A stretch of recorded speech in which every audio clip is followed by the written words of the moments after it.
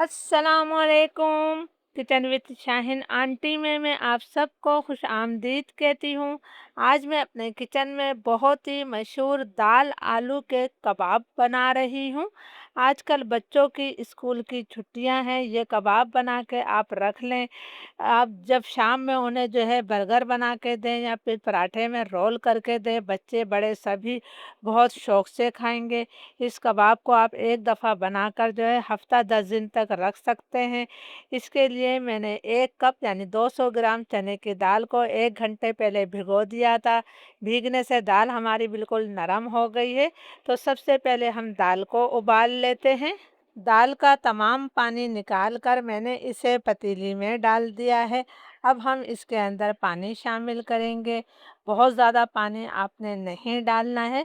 पानी आपने सिर्फ इतना डालना है कि वो दाल से जो है आधा इंच ऊपर होना चाहिए। अब मैं पानी में उबाल आने का इंतज़ार करूँगी। दाल में उबाल आ गया है, इसके ऊपर जो झाग है, ये झाग मैं निकाल लेती हूँ। ये झाग सेहत के लिए अच्छे नहीं होते, तो आप लोग भी इस झाग को लाजमी निकाल लिया करें। दाल के तकरीबन तमाम झाग मैंने निकाल दिए हैं, तो अब मैं इसके अंदर क्वार्टर टी स्पून हल्दी पाउडर शामिल कर रही हूँ। इसके अलावा हम इसके अंदर कुछ और नहीं डालेंगे, नमक भी नहीं डालेंगे। नमक डालने से दाल बहुत ज़्यादा देर से गलती है।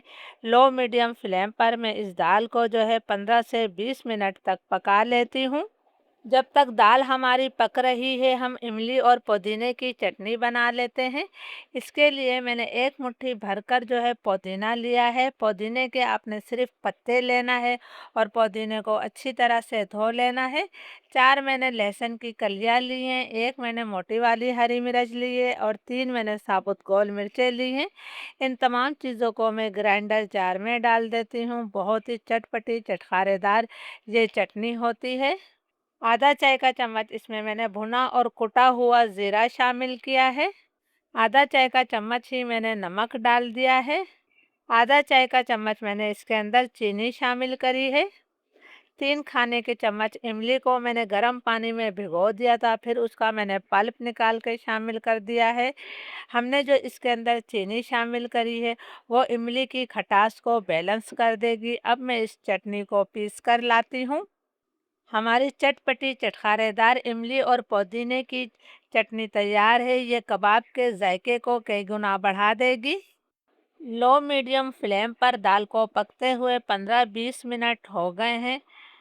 हमने जो दाल में पानी डाला था, वो पानी तकरीबन खुश्क हो गया है, मामूली सा ही इसमें पानी है। हल्दी की वजह से दाल का कलर भी बहुत खूबसूरत आया है। ये देखिए जी, दाल भी हमारी अच्छी तरह से गल गई है। दाल हमारी गल भी गई है और बिल्कुल खिली खिली सी भी है। आपने भी दाल को ओवर कुक नहीं करना है। अब जो इसके अंदर पानी है, तो फ्लेम में हाई करके इस पानी को खुश्क कर लेती हूँ। जब ये पानी खुश्क हो जाएगा, फिर मैं आपको दिखाती हूँ। दाल का पानी मुकम्मल तौर पर खुश्क हो गया है, तो अब मैं चूल्हा बंद कर देती हूँ। इस दाल को मैं ठंडा कर लूँगी। दाल को ठंडा करने के बाद आप इसे सिलबट्टे से पीस सकते हैं या फिर चॉपर में पीस सकते हैं, ग्राइंडर जार में भी पीस सकते हैं या फिर खरल में डालकर भी इस दाल का पेस्ट बनाया जा सकता है। दाल को ठंडा करने के बाद मैंने इसे चॉपर में पीस लिया है। आप देख सकते हैं कि दाल हमारी अच्छी तरह से पिस गई है। अब मैं इसके अंदर आलू शामिल करूंगी। 2 दरमियाने साइज़ के आलू को मैंने उबाल कर छिलका उतार कर इसे अच्छी तरह से ठंडा कर लिया है। आलू आपके मुकम्मल तौर पर ठंडे होना चाहिए। इन आलू को मैं कद्दूकश कर लेती हूँ। आपने इन्हें मैश नहीं करना है, मैश करने से कोई ना कोई गुठली रह जाएगी और आपके आलू के कबाब जो हैं टूट जाएँगे। तो उनमें दोनों आलू कद्दूकश कर लेती हूँ। दोनों आलू को मैंने कद्दूकश कर लिया है। अब हम इसके अंदर कुछ मसाले डालेंगे। 1 चाय का चम्मच भरकर मैंने कुटी हुई लाल मिर्च डाली है। 1 चाय का चम्मच भरकर ही हमने नमक शामिल कर दिया है। 2 चाय के चम्मच में इसके अंदर कुटा हुआ धनिया शामिल कर रही हूँ। आपने धनिया पाउडर का इस्तेमाल नहीं करना है। आधा चाय का चम्मच मैं इसके अंदर गरम मसाला पाउडर शामिल कर रही हूँ। 1 चाय का चम्मच मैं भुना और कुटा हुआ ज़ीरा शामिल कर रही हूँ। 1 चाय का चम्मच हमने साबुत ज़ीरा भी डाल देना है, बहुत ही अच्छा जायका आएगा कबाब में। 1 चाय का चम्मच भरकर मैं इसके अंदर चिकन पाउडर शामिल कर रही हूँ। जब कबाब में से चिकन की खुशबू और जायका आएगा तो बच्चे और बड़े सभी शौक से खाएँगे। इसके साथ ही 1 चाय का चम्मच मैं इसके अंदर काली मिर्चों का पाउडर शामिल कर देती हूँ। ये मैंने 4 खाने के चम्मच हरा धनिया और 2 खाने के चम्मच पुदीना लिया है। इसे मैंने बिल्कुल बारीक चॉप कर लिया है। 4-5 तेज़ वाली मैं हरी मिर्चों को बिल्कुल बारीक काट कर शामिल कर रही हूँ। 2 हरी मिर्चें मेरी लाल हो गई थी। एक दरमियाने साइज़ की प्याज को भी मैंने बिल्कुल बारीक चॉप करके शामिल कर दिया है। ये हरा मसाला भी कबाब के जायके को कई गुना बढ़ा देगा। कबाब को कई गुना क्रिस्पी करने के लिए मैं इसके अंदर 3 खाने के चम्मच चावल का आटा शामिल कर रही हूँ। अगर आपके पास चावल का आटा नहीं है तो फिर आप इसके अंदर कॉर्नफ्लोर भी शामिल कर सकते हैं 3 खाने के चम्मच। अगर आपके पास ये दोनों चीज़ें नहीं हैं तो आपने 2 डबल रोटी के स्लाइस लेना है, उसे ग्राइंडर जार में डालकर उसके ब्रेड क्रम्ब्स बना के डाल दीजिएगा। अब तमाम चीज़ों को हमने अच्छी तरह से मिक्स कर लेना है। मेरी गारंटी है ये कबाब ना तो टूटेंगे और ये जायके में इतने मज़े के बनेंगे कि आप बार-बार बनाना पसंद करेंगे। तमाम चीज़ों को मैंने बहुत अच्छी तरह से मिक्स कर लिया है। मिक्स करने के बाद आपने नमक मिर्च अपने टेस्ट के मुताबिक चख लेना है। अब हाथों पर मैंने तेल लगाया है। छोटे बड़े जैसे आपने कबाब बनाने हैं उतना आपने मिक्सचर लेना है और इसे हाथों से दबाते हुए पहले गोल कर लेना है। मैं थोड़े बड़े साइज़ के मोटे कबाब बनाऊंगी। आप अपने हिसाब से कबाब बना सकते हैं। अब दूसरे हाथ की हथेली से हमने इसे जो है कबाब की शेप दे देनी है।